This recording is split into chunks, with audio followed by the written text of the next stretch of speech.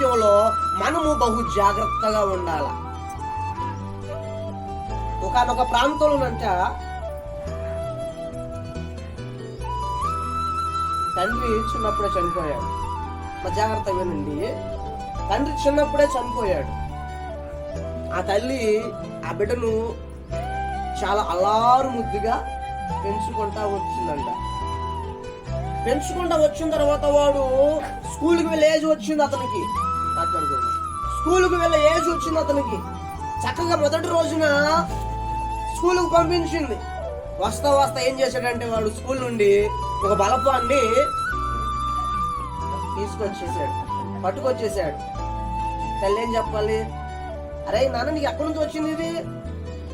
నేను నీకు కొనివ్వలేదు కదా అని అడగల లేదా? అడగల. రెండవ రోజు ఒక పెన్సిల్ తీసుకొచ్చాడు. మూడవ రోజు ఒక పెన్ను తీసుకొచ్చాడు. అలా అలా అలా పెరుగుతూ పెరుగుతూ పెరుగుతూ పెరుగుతూ చివరికి పెద్దవాడైపోయాడు. పెద్దవాడైన తర్వాత గజదొంగ అయిపోయాడు. గజదొంగ అయిన తర్వాత ఆ గజదొంగ కోసము పోలీసులు అందరూ కూడా తిరుగుతున్నారంట. ఖచ్చితంగా ఏదో ఒక రోజున పట్టుబడకత తప్పదు కాబట్టి పట్టుబడ్డాడు. పట్టుబడిన తర్వాత ఆ బాలుడిని తీసుకెళ్ళిపోయి యవనస్తుని తీసుకెళ్ళిపోయి కోర్టులో హాజరుపరిచిన తర్వాత ఆ జడ్జి గారు అన్నమాట, నువ్వు చేసినటువంటి దొంగతనాలకు, నువ్వు చేసినటువంటి హత్యలకు నీకు శిక్ష అయ్యా అని చెప్పినప్పుడు బాధపడుతూ వెళ్ళిపోయాడు. ఉరికమ్మ ఎత్తుకున్నాడు. జాగ్రత్తగా వినండి అదే బిడ్డలాగా. ఉరికమ్మ ఎత్తాడు. అయ్యా, నీ చివరి కోరిక ఏదన్నా ఉందా అంటే ఎవరు వస్తున్నాడంటే, అయ్యా నాకు ఒక కోరిక ఉందండి. ఆ కోరిక ఏంటో తెలుసా? ఒక్కసారి నేను నా తల్లిని చూడాలి, నా తల్లితో నేను మాట్లాడాలి అన్నాడంట. పరుగును వచ్చి అరే నీ వల్ల నాకు సంఘంలో మర్యాద పోయింది, గౌరవం పోయింది, ఆనందం పోయింది, సంతోషం పోయింది, అల్లరిపాలైపోయిందని చెప్పంట లాగి బిడ్డ లేపగా కొట్టిందంట ఒకటి.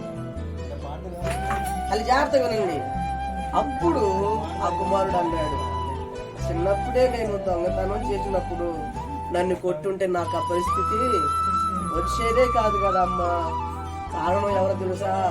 నేను చెడిపోవటానికి, పతనం అయిపోవటానికి, దొంగగా ఈనాడు నేను చనిపోవటానికి కారణం ఎవరయ్యంటే నాకు జన్మనిచ్చిన తల్లివి నీవే,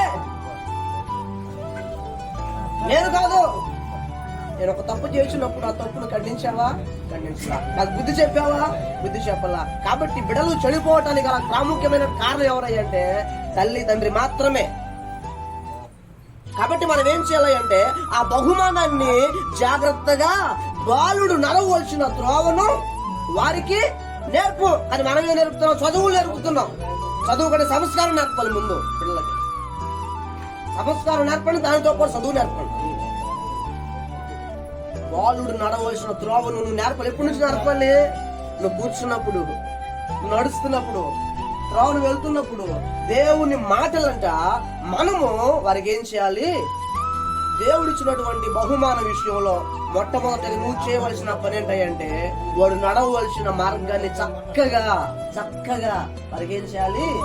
నీవు బోధించాలి. నువ్వు బోధించలేదనుకో సాతానుడు తప్పుడు మార్గాన్ని బోధిస్తాడు, చెడు మార్గాన్ని బోధిస్తాడు. కాబట్టి ఆ బహుమాన విషయంలో మొట్టమొదటిగా నువ్వేం చేయాలి అంటే వారి కొరకు నువ్వేం చేయాలి తెలుసా? ఏం చేయాలి? మంచి మార్గాన్ని నువ్వు వారికి బోధించాలి. రెండవదిగా విలాప వాక్యంలో ఉంటుంది. 2వ అధ్యాయము 19వ వాక్యంలో త్వరగా చదవండి. విలాప వాక్యము 2వ అధ్యాయము 19వ వాక్యములో నీవు లేచి రేయి మొదటి జామున మొరపెట్టుము, నీ హృదయమును కుమ్మరించుము, నీ పసిపిల్లల ప్రాణము కొరకు నీ చేతులను దేవునికి మహిమ కలుగును గాక. హల్లెలూయా. దేవుడు ఇచ్చినటువంటి బహుమాన విషయంలో మనందరం మొట్టమొదటి ఏం చేయాలయ్యా అంటే మంచి మార్గాన్ని వారికి మనము చూపించాలి. రెండవది ఏం చేయాలంటే దేవుడు నీకు ఇచ్చినటువంటి బహుమాన విషయంలో వారి కొరకు నువ్వేం చేయాలి తెలుసా? తప్పక ఏం చేయాలి? ప్రార్థన చేయాలి. ఎవరి కొరకు? అసలు మన కొరకు మనమే ప్రార్థన చేసుకో ముందు. ఎక్కడ ఉద్యోగాలు పడిపోతాం కదా, ఉద్యోగాలు పడిపోయి ఉద్యోగాలు వచ్చిన తర్వాత ప్రార్థన చేయడమే మర్చిపోతాం. కానీ ఒక కుటుంబము బిడ్డలు ఒలివ మొక్కల వల్ల వాళ్ళు ఎదగాలంటే అది ఎవరి చేతుల్లో ఉన్నాయా అంటే తల్లిదండ్రుల చేతుల్లోనే ఉన్నది. వారికి చక్కని మార్గాన్ని చూపించాలా. రెండవదిగా వారి కోసం ఏం చేయాలి? వారి కోసం నిత్యము కూడా ప్రార్థన. ప్రభువా నా బిడ్డలు పాడైపోకూడదు, ప్రభువా నా బిడ్డలు వేరే వెచ్చవిడిగా తిరగకూడదు, చెడు అలవాట్లు నేర్చుకోకూడదు అని చెప్పి వారి కోసము నిత్యము ఏం చేయాలి? ప్రార్థన చేయాలి. నా తల్లి నా కొరకు ఎంతో ప్రార్థన చేసి దాని సాక్ష్యం మనం సంపాదించుకోవాలి. మా జాగ్రత్త వినండి. ఎందుకు ఈ మాట చెప్తున్నానంటే తల్లి ఒడంట బిడ్డలకు మొట్టమొదటి పాఠశాల. నేను స్తోత్రం చెప్పండి. ఏంటంట ఒడి? తల్లి ఒడిలో కూర్చోబెట్టుకునే వారికి ఏం చేయాలి? చందమామ రావే, జాబిల్లి రావే, కొండెక్కి రావే కాదు. తల్లి ఒడిలో కూర్చోబెట్టుకుని ఏం చేయాలి అంటే బిడ్డలకు చక్కగా చిన్నతనం నుండి వాక్యాన్ని వారికి ఏం చేయాలంట? బోధించేటువంటి వారిగా, చెప్పేటువంటి వారిగా ఉండాలి. తర్వాత వారి కొరకు నిత్యం ఏం చేయాలి అంటే ప్రార్థన చేయాలి. ప్రార్థన చేయాలి.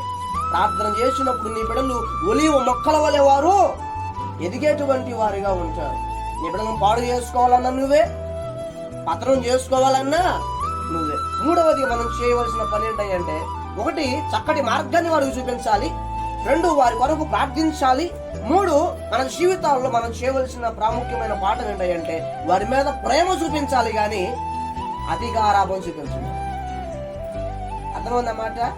ప్రేమ చూపించడం వేరు, అతి గారాభం.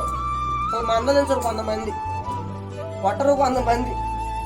బెత్తం వాడిన తండ్రి తన కుమారునికి ఈ రోజులో అయిపోతాం. మనం బెత్తం వాడకపోతే దండించే కాడ దండించాలా, ప్రేమించే కాడ పెట్టే కాడ పెట్టాలా, తిట్టే కాడ తిట్టాలి. ఇది రెండు చేయాలా. ఈ రెండు చేసినప్పుడు బిడ్డలు ఎప్పుడు కూడా అమ్మో నేను ఒక తప్పు చేస్తే నా తల్లి నన్ను దండించిద్ది అనేటువంటి భయము వారికి కలగాలి. కాబట్టి ఈ మూడు విషయాలు మీరు జాగ్రత్త పెట్టుకొని ఈ బిడ్డలను ఆ రీతిగా పెంచుకున్నటకు దేవుడు సహాయం చేయును గాక. ఆమేన్. ఆమేన్.